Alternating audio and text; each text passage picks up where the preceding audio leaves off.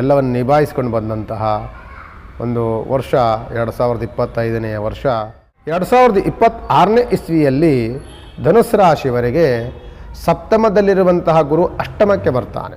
ಗುರುವಿನ ಬಲ ಇಲ್ದಲೇ ಇದ್ದಾಗ ಮಾಡಬಾರ್ದಲೇ ಇರುವಂಥದ್ದು ಏನು ಅಂತಂದರೆ, ಏನಕ್ಕೆ ನಾವು ಮಾಡಬಾರ್ದು, ಏನು ಪ್ರಯತ್ನವನ್ನು ಪಡಬಾರ್ದು ಅಂತ ಅಂದರೆ ಹೊಸ ಹೊಸ ಇನ್ವೆಸ್ಟ್ ಮಾಡಿ. ನಮಗೆ ಬೇರೆ ಬೇರೆ ದೋಷಗಳು ಕಂಡಿದೆ ಅಂತ ಗೊತ್ತಾದಾಗ ಯಾವುದನ್ನು ಮಾಡಬೇಕು ಆದರೂ ಒಂದಲ್ಲ ಎರಡಲ್ಲ 3 ಸಲ ಯೋಚನೆ ಮಾಡಬೇಕಾಗ್ತದೆ. ಈ ಸಂದರ್ಭದಲ್ಲಿ ಮದುವೆ ಮುಂಜಿಗಳನ್ನು ಮಾಡ್ತಿರ್ತೀರಿ. ಶ್ರೀ ಗುರುಭ್ಯೋ ನಮಃ. ಶ್ರೀಮತಿ ರಾಮಾನುಜಾಚಾರ್ಯಾಯ ನಮಃ. ಇದು ನೋಡ್ತಿದ್ದೀರಿ ಜ್ಞಾನ ಸಂಪದ ವಾಹಿನಿಯ ಯೂಟ್ಯೂಬ್ ಚಾನಲಲ್ಲಿ ವಿಶೇಷವಾದಂತಹ ಸಂಚಿಕೆ. ಧನುಸ್ಸು ರಾಶಿಯವರಿಗೆ 2025ರಲ್ಲಿ ಏನು ಬದಲಾವಣೆಗಳಾಗಿತ್ತು, 2026ರಲ್ಲಿ ಏನು ಬದಲಾವಣೆಗಳಾಗುತ್ತೆ ಅನ್ನುವಂತಹ ಒಂದು ನೋಟವನ್ನು ನೋಡಿದಾಗ ನೋಡಿ, 2025ನೇ ಇಸ್ವಿ ಧನುಸ್ಸು ರಾಶಿಯವರಿಗೆ ಒಂದು ರೀತಿಯಾದಂತಹ ಸಪ್ತಮದಲ್ಲಿದ್ದಂತಹ ಗುರುವಿನ ಯೋಗ ಫಲ, ಅದೃಷ್ಟವೂ ಉಂಟು, ಅದೃಷ್ಟವಿಲ್ಲದ್ದನ್ನೂ ಉಂಟು. ಒಂದು ರೀತಿಯಾದಂತಹ ಮಿಶ್ರ ಫಲವನ್ನಾಗಿ ನೋಡಿದಂತಹ ಧನುಸ್ಸು ರಾಶಿ ಒಂದು ರೀತಿ ಕಷ್ಟಗಳೇನಿಲ್ಲ. ಆಲ್ಮೋಸ್ಟ್ ಇರೋದರಲ್ಲಿ ವ್ಯವಹಾರಗಳನ್ನು ನೋಡ್ಕೊಳ್ತಾ, ಮನೆಯಲ್ಲಿ ಅನುಕೂಲಕರವಾದಂಥ ವಾತಾವರಣಗಳನ್ನು ನೋಡ್ಕೊಳ್ತಾ ಎಲ್ಲವನ್ನು ನಿಭಾಯಿಸ್ಕೊಂಡು ಬಂದಂತಹ ಒಂದು ವರ್ಷ 2025ನೇ ವರ್ಷ ಧನುಸ್ಸು ರಾಶಿಯವರಿಗೆ. 2026ನೇ ಇಸ್ವಿಯಲ್ಲಿ ಧನುಸ್ಸು ರಾಶಿಯವರಿಗೆ ಸಪ್ತಮದಲ್ಲಿರುವಂತಹ ಗುರು ಅಷ್ಟಮಕ್ಕೆ ಬರ್ತಾನೆ. ಅಷ್ಟಮಕ್ಕೆ ಬಂದಂತಹ ಗುರುವು ಸ್ವಲ್ಪ ಗುರುವಿನ ಬಲವನ್ನು ಕಡಿಮೆ ಇರುತ್ತೆ, ವ್ಯವಹಾರದಲ್ಲಿ ಸ್ವಲ್ಪ ಅಡೆತಡೆಗಳು ಬರುತ್ತೆ, ಮಾಡುವಂಥ ಕೆಲಸದಲ್ಲಿ ಸ್ವಲ್ಪ ಸಕ್ಸಸ್ ಕಾಣುವಂಥದ್ದು ಸ್ವಲ್ಪ ದೂರದ ಮಾತಾಗಿರುತ್ತೆ. ಒಂದು ರೀತಿಯಾದಂಥ ಶುಭ ಕಾರ್ಯಗಳಲ್ಲೂ ಸಹ ಅಡೆತಡೆಗಳನ್ನು ನೋಡುವಂಥ ಸಾಧ್ಯತೆಗಳಿರುತ್ತೆ. ಸ್ವಲ್ಪ ಎಚ್ಚರಿಕೆಯನ್ನು ವಹಿಸಬೇಕಾಗ್ತದೆ. ಗುರುವಿನ ಬಲವನ್ನೊಂದು ಬಿಟ್ಟು ಮಿಕ್ಕಿದ ಯೋಗ ಫಲವನ್ನು ನೋಡಿರ್ತೀರಿ ಧನುಸ್ಸು ರಾಶಿಯವರು.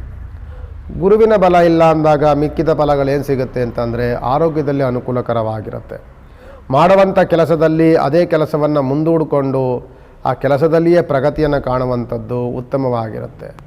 ಗುರುವಿನ ಬಲ ಇಲ್ದಲೇ ಇದ್ದಾಗ ನಾವು ಮಾಡಬಾರ್ದಲೇ ಇರುವಂಥದ್ದು ಏನು ಅಂತಂದರೆ, ಏನಕ್ಕೆ ನಾವು ಮಾಡಬಾರ್ದು, ಏನು ಪ್ರಯತ್ನವನ್ನು ಪಡಬಾರ್ದು ಅಂತ ಅಂದರೆ ಹೊಸ ಹೊಸ ಇನ್ವೆಸ್ಟ್ ಮಾಡಬಾರ್ದು.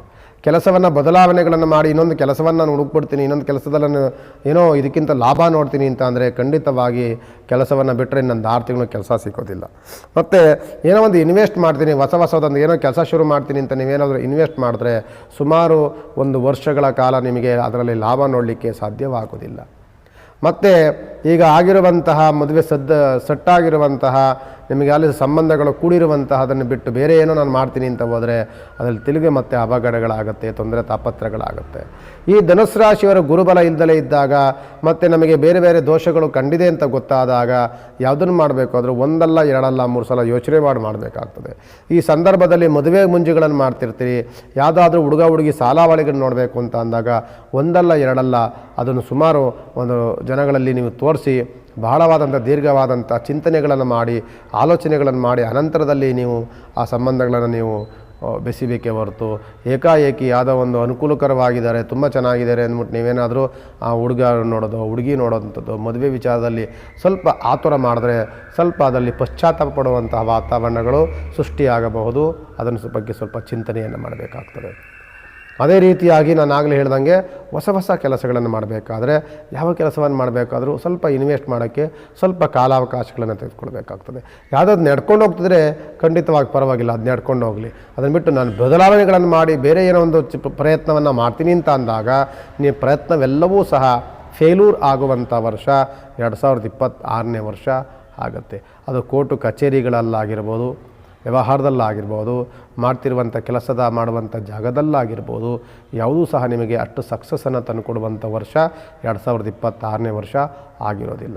ಆದ್ದರಿಂದ ಅಂಥ ಯಾವುದೇ ಪ್ರಯತ್ನ ನಮಗೆ ಸಕ್ಸಸ್ ಆಗದಲೇ ಇರುವಂಥದ್ದು, ನಮಗೆ ಅನುಕೂಲಕರವಾಗದಲೇ ಇರುವಂತಹ ಯಾವುದೇ ಕೆಲಸ ಕೈಂಕರ್ಯಗಳಿದ್ದರೂ ಸಹ ಅದಕ್ಕೆ ಪ್ರಯತ್ನ ಖಂಡಿತವಾಗಿ ಮಾಡೋದು ಸ್ವಲ್ಪ ವಿಳಂಬವಾಗಿ ಮಾಡೋಣ. ಅಷ್ಟೇ ಬಿಟ್ಟರೆ ಖಂಡಿತವಾಗಿ ಇವತ್ತಲ್ಲ ನಾಳೆ ಅದು ಅನುಕೂಲಕರವಾದಂಥ ವಾತಾವರಣಗಳನ್ನು ಮತ್ತೆ ನಾವು ನೋಡ್ತೀವಿ. ಅಲ್ಲಿವರೆಗೂ ನಮ್ಮ ಪ್ರಯತ್ನ ಸ್ವಲ್ಪ ಕಡಿಮೆ ಇರಬೇಕು ಅಂತ ಈ ಸಂದರ್ಭದಲ್ಲಿ ಹೇಳ್ತೇನೆ. ಓದುವಂಥ ಮಕ್ಕಳಿಗೆ ಸ್ವಲ್ಪ ನೆನಪಿನ ಶಕ್ತಿ ಕಡಿಮೆ ಆಗುತ್ತೆ, ಸ್ವಲ್ಪ ಡಿಸ್ಟರ್ಬ್ ಮಾಡ್ಕೊಳ್ತಿರ್ತಾರೆ ಓದುವಂಥ ಮಕ್ಕಳು. ಅದರಿಂದ ಸ್ವಲ್ಪ ಎಚ್ಚರಿಕೆಯನ್ನು ವಹಿಸಿ. ಜಾಸ್ತಿ ಅವರಿಗೆ ಬೈಯೋದು, ತೆಗಳಿಸೋದು, ಹೊಡೆಯೋದನ್ನು ಮಾಡಬಾರ್ದು. ಅದು ಇನ್ನೊಂದು ರೀತಿಯಾದ ಡಿಪ್ರೆಸ್ಗೆ ಹೋಗ್ತಾರೆ ಮಕ್ಕಳು. ಎಚ್ಚರಿಕೆಯನ್ನು ವಹಿಸಿ. ಯಾವಾಗಲೂ ಸಹ ಸರಸ್ವತಿ ಮಂತ್ರವನ್ನು ಹೇಳ್ಕೊಳ್ಳಿ, ರಾಯರನ್ನ ಪ್ರಾರ್ಥನೆ ಮಾಡ್ಕೊಳ್ಳಿ, ರಾಯರ ಮಠಕ್ಕೊಂದ್ಸಲಿ ಹೋಗ್ಬೇಡಿ, ಸಾಧ್ಯವಾದರೆ ಮಂತ್ರಾಲಯಕ್ಕೊಂದ್ಸಲಿ ಹೋಗಿ ಭೇಟಿ ಕೊಟ್ಟು ಅವ್ರ ದರ್ಶನವನ್ನು ಮಾಡ್ಕೊಂಡು ಬನ್ನಿ. ನಿಮಗೆ ಇನ್ನೂ ಅನುಕೂಲಕರವಾದಂಥ ವಾತಾವರಣಗಳ ರಾಯರು ಕೊಡ್ತಾರೆ ಅಂತ ಹೇಳ್ತಾ ವಿಶೇಷವಾದಂಥ ಸಂಚಿಕೆಗೆ ಮಂಗಳವನ್ನಾಗ್ತೇನೆ. ನಮಸ್ಕಾರ.